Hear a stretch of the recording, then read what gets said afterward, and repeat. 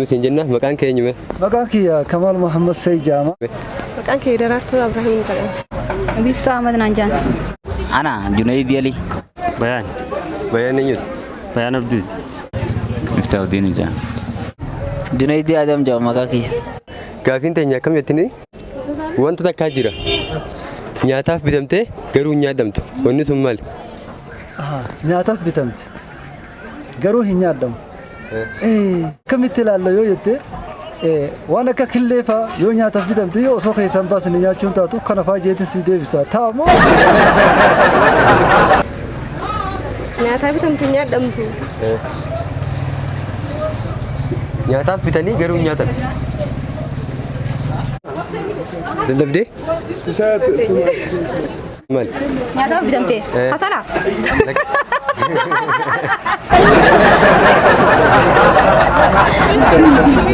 Ani beeku qawwaan beeku nagaafanne bara.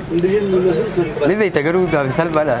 Ati nuti yaadini. Dur tiyyaanne wallahi waa'ee fuulii fi waa'ee mul'awaa faana gaafanne.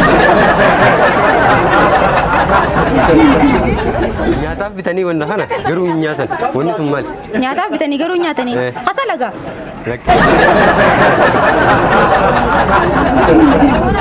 Yoo dandeessan kaa.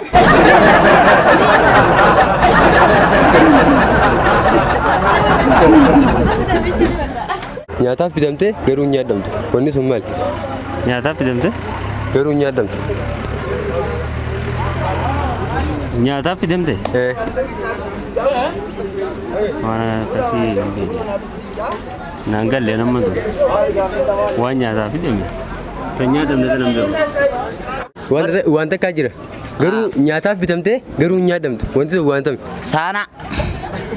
sana kabo sana mo timantimi sana ada harkatte nyaataaf bitamte garuu hin nyaadamtu wanni sun maal nyaataaf bitamte garuu hin nyaadamtu meeshaa nyaataati harkatte jirta gaafii tana harkatte jirta sirri deebisee jirta hayyee gaafii lama daakettu ibadaa takkaatu jira ibadaa tana rabbiin karaa nurratti godhe ibadaa san garuu ammoo yeroo takkatti namoota qofaatu dalaguu danda'a addunyaa tana guutuurra adii isaa ta'u gurraacha isaa ta'u hundummaa isaa keessaa namoota qofaa dalaguu danda'a ibadaan takkatti isin ibadaa ta'u islaaminaadha warra islaama ta'e qofaatu ibadaa godha kana jeetti si deebisa islaama ta'ee garuu ibadaan san islaama hundaafuu hayyamamtuudha garuu ammoo yeroo takkatti addunyaa tana guutuurra nama tokko qofaatu hojjechuu danda'a gaafiin tun baay'ee ulfaataadha ani deebisuu hin dandeenye naaf deebisa hayyee hojii daldalaati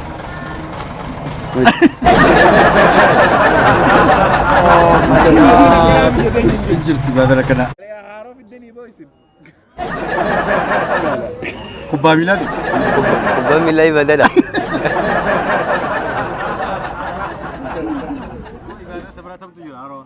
fuudhaa heerumaa jaartiidha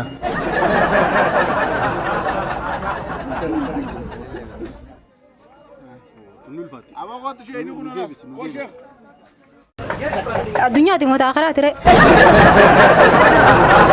لا تشوف عند داك ولا تخا الدنيا تي ساخرات تيس نمون ما شرّاك تا yeroo takka keessatti namoota qofaa godhuu danda'u hanga namni san godhee xumurutti namni biraa godhuu hin danda'u مالي يا ربي خيا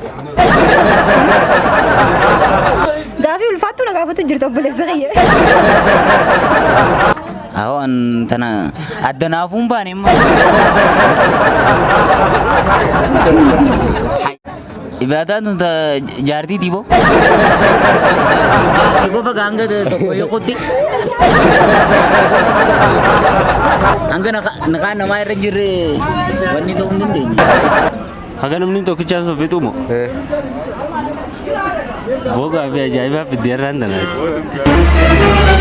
oh no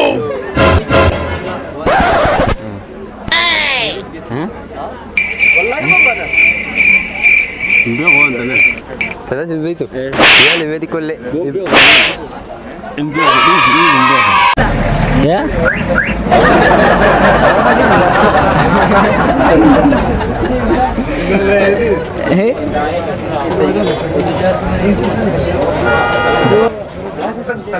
Awam be hukum antara siapa? Oh no!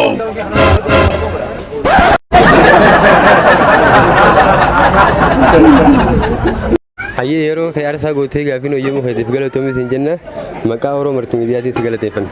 Galatooma isinillee kabajamaa ulfaadha. Hoyyamuudhaaf baay'ee galatoomi siin jenna. Isinillee hedduu galatoomadha. Haaluma kanaan itti fufaan isiniin ja'a. Galatooma. Galatoomi siin jenna maqaa Oromoo Maltiimiidiyaatiin. Hayyee galatooma isinis asirratti na dhiyeessuu keessaniif. Feetiif maqaa Oromoo Maltiimiidiyaatiin galatoomi siin jenna. Galatoomaa isinis hedduu galatoomaa. Fi gaafachuudhaaf galatoomi siin jenna. Isinillee galatooma ulfaadha. Baay'ee galatoomi maqaa Oromoo Maltiimiidiyaatiin si galateeffanna. Galatooma isinillee. Ibaadaan ammoo ibaadaa takkaatu jira. Ibaadaan takkitti san taayirooniif namni tokko dalaguu jalqabe namni biraa dalaguu hin dandeenye. Namni biraa tasuma dalaguu hin dandeenye hajarul aswad yookaan dhagaa gurraacha dhungachuu san. Dhagaa gurraacha dhagaa dhungachuu sun hanga namni san dhungatee irraa buutti namni biraa dhungachuu hin danda'u. Deebisaan isiitis hajarul aswadii gaafii tanaafis jechuudha.